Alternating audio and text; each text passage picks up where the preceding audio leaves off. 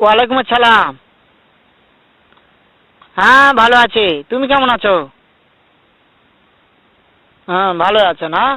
আচ্ছা তুমি কার সঙ্গে আছো?